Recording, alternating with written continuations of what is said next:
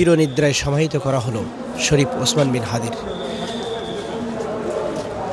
ইনকিলাব মঞ্চের মুখপত্র শরীফ ওসমান বিন হাদি ঢাকা ৮ আসনের স্বতন্ত্র প্রার্থী হিসেবে তিনি নির্বাচন করছিলেন এবং সেই নির্বাচনী প্রচারণায় তিনি কিন্তু গত ১২ ডিসেম্বর দুর্বৃত্তদের গুলিতে তিনি কিন্তু বেশ গুরুতর আহত হন এবং পরবর্তীতে তাকে কিন্তু ঢাকা মেডিকেল কলেজে নিয়ে যাওয়া হয়। সেখানে কিন্তু তার চিকিৎসা করার পরেই কিন্তু তাকে স্থানান্তর করা হয় এভারকেয়ার হসপিটালে। পরবর্তীতে তাকে কিন্তু সিঙ্গাপুরে নিয়ে যাওয়া হয় এবং সেখান থেকেই কিন্তু গত ১৮ ডিসেম্বর মৃত ঘোষণা করা হয় এবং গতকাল তাকে নিয়ে আসা হয় বাংলাদেশে শাহজালাল আন্তর্জাতিক বিমানবন্দরে।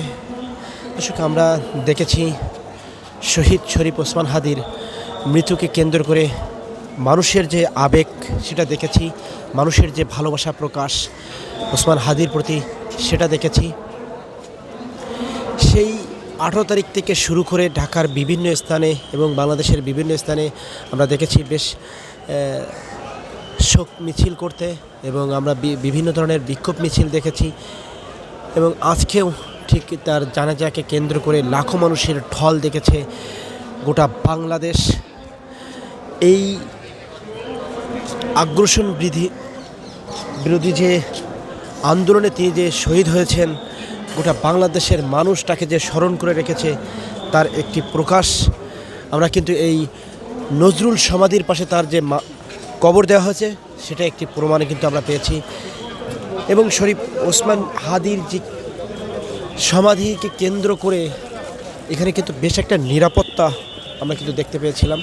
এখনও কিন্তু সেই নিরাপত্তা বজায় আছে এবং এখন কিন্তু কিছুটা হলেও কমিয়ে দেওয়ার চেষ্টা চলছে প্রশাসনের। আমরা দেখতে পাচ্ছি পুলিশের কিছু সংখ্যক বাহিনী তারা কিন্তু চলে যাচ্ছেন, কিন্তু এখনও কিন্তু র্যাব, বিজিবি এবং স্পেশাল যে ফোর্স তারা কিন্তু এখনও অবস্থান করছেন। দর্শক, আমরা এখানে দেখেছিলাম শরীফ ওসমান হাদির যে মৃতদেহ দাফনকে কেন্দ্র করে যে নিরাপত্তা, সেই নিরাপত্তায় কিন্তু জামাত ইসলামের যে স্বেচ্ছাসেবক দলটি আছে সেই স্বেচ্ছাসেবক দলও কিন্তু এখানে উপস্থিত ছিলেন এবং বিশ্ববিদ্যালয়ের শিক্ষার্থীরা তারাও কিন্তু স্বেচ্ছাসেবকের দায়িত্ব পালন করেছেন, আমরা সেটি দেখতে পেয়েছি। দর্শক, আমরা যদি বলি মানিক মিয়া এভিনিউতে যে লাখো মানুষের ঢল আমরা দেখতে পেয়েছিলাম, সেখানে কিন্তু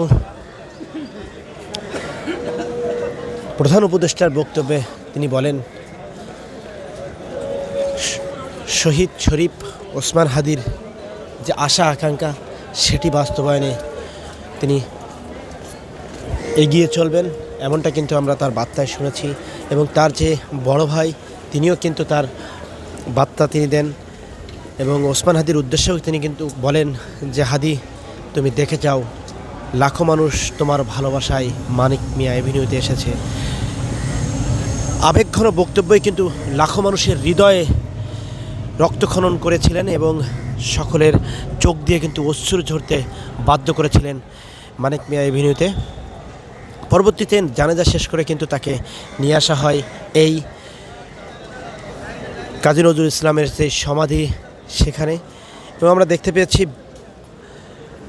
লাখো মানুষের যে ঢল দেখতে পেয়েছিলাম সেই লাখো মানুষের মিছিল কিন্তু সেই লাশের গাড়ির পিছনে আমরা কিন্তু দেখতে পেয়েছিলাম।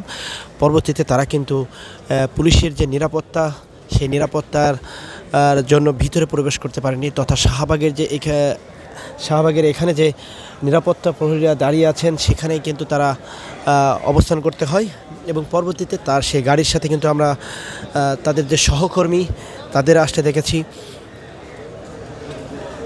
হাসনাত আবদুল্লাহ এবং সাদিক কায়ুম যে ডাকসুর ভিপি তিনিও কিন্তু সেই গাড়িতে করে আসছেন, আমরা কিন্তু সেটা দেখেছি এবং তার যে মাটি দেওয়ার সময়ও কিন্তু আমরা দেখেছি হাসনাত আবদুল্লাহ তিনি কিন্তু মাটি দিয়েছেন, সাদিক কায়ুম তিনি কিন্তু যে মাটি দেওয়ার যে কোদাল দিয়ে কিন্তু যে মাটি কাটা হয় সেই কোদাল দিয়েও কিন্তু মাটি কেটে কিন্তু কবরে দিয়েছেন, আমরা কিন্তু এটা দেখেছি এবং সর্বশেষ কিন্তু মাটি দেওয়া সম্পূর্ণ করে সেখানে কিন্তু যে ঢাকা বিশ্ববিদ্যালয়ের যে প্রশাসন আছে সেই প্রশাসন কিন্তু দোয়া করেন এবং সকলে কিন্তু দোয়ায় সামিল হয়েছিলেন।